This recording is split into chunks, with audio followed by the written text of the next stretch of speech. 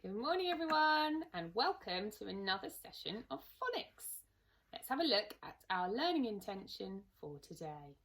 So our learning intention is to learn the Z phoneme and the corresponding digraph. Now hold on a minute, didn't we learn the Z phoneme yesterday? Let's have a look at what is different about today's grapheme. So we have got two Z's together. That is called a digraph. That's where we have two letters, two graphemes that make one sound, one phoneme. So the digraph is double Z and the phoneme is Z. So here we have the grapheme Z and the phoneme is Z. So it's the same phoneme, the same sound, but different graphemes. So why do we have this double Z, the digraph Z? This is a digraph that's usually at the end of words and sometimes in the middle. So we're going to have a look at it today because it's one that might come up in some of your reading books. So let's have a look at some things. Now remember, it's an end sound. So what might these words be? They end in Z. So I'll give you a clue for the first one. This is very, very old school. I'm sure there probably aren't even any mums and dads who know who that is. This is a guy called Billy Whiz. Whiz. And whizzing along. He's going so fast that he is a whiz. So can you hear how the Z sound is at the end of the word? Now what is the noise that a bumblebee makes? It's kind of our action, isn't it? Zzz. It's a buzz, buzz, buzz. And over here, I don't know if anyone's ever done this. It looks like somebody's shaken up their can of drink, opened it, and it has fizzed everywhere. Have you ever had that fizzy, crazy experience? So the word is fizz. Can you think of any other words that end in the Z digraph? Have a think. Okay, so how do we write this digraph? Well, it's very simple really. We just need to write two Z's next to each other. So yesterday we learned how to write a single grapheme Z, and today we're going to do two together to make the digraph. Are you ready? So we know what to do. We go across, down the diagonal and across. One is not enough though. Across, down the diagonal and across. And usually when we write a digraph, we draw a line underneath it to show that it represents one sound, one phoneme. Z. Can you give it a try on your paper or your board? Hopefully you'll be quite good at writing a Z now because you practiced quite a lot yesterday. Okay, so remember, across, diagonally across, and across again. Across, down the diagonal, and across again. And then draw our line underneath to show that it is a digraph. So let's have a look at some words that end in Z, and we're going to try to write them. Let me get my black pen. So have a look at this guy. I'm sure most of you will have seen the movie Toy Story. Do you know who this character is? It is Buzz Lightyear. Buzz. Now, Buzz is his name. So what do we need to have at the beginning of somebody's name?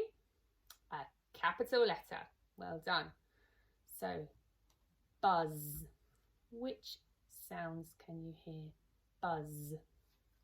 B, z, buzz. And remember, it's the capital letter at the beginning. Let's give it a try. So capital B is down, back up, and then we do one tummy, two tummies. B, and then we've got our digraph. Z, so 2, 1, 2. Fantastic. Buzz. B, z. Buzz. Let's try another one. So this is the same as we saw on the first page. It is fizz. Fizz. It's a bit of a waste of a drink when it all fizzes over like that. So you have to be very careful if you hold a fizzy drink. Fizz. Can you hear the different sounds, the different phonemes? I, z. Shall we try to write it?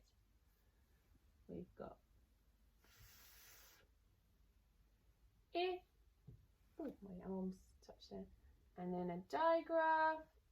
Z. I, z. Fizz. We've got one more that we're going to try to write. Now this is a type of music, not usually very popular with children, but you never know. It is called jazz. Jazz. Jazz. So see if you can hear the different phonemes. Jazz. We've got j, a, z. Jazz.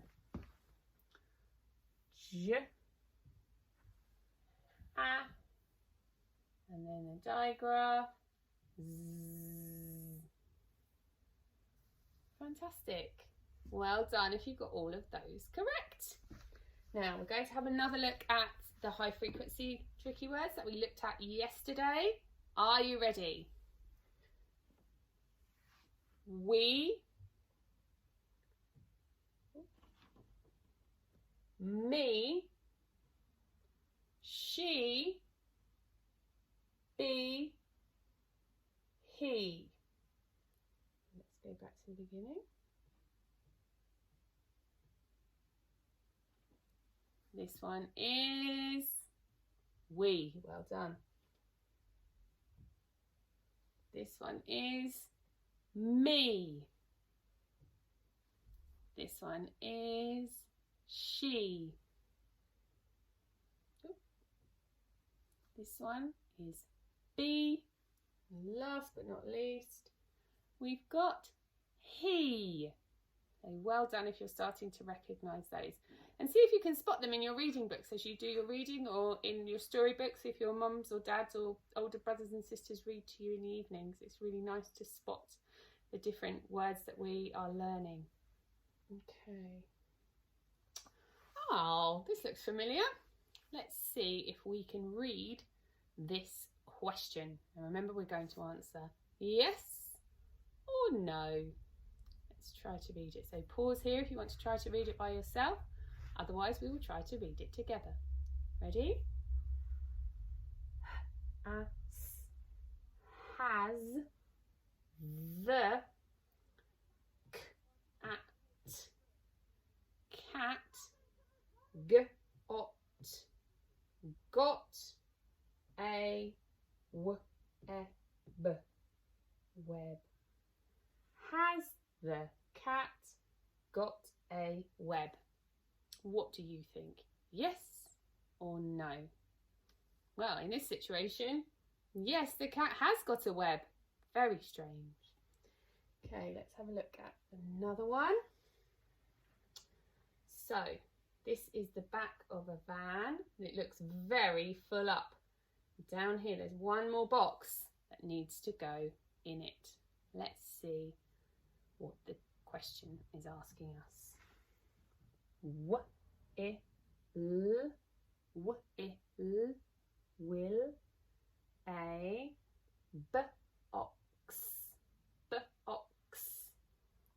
box it fit in in the and there's our question mark, van.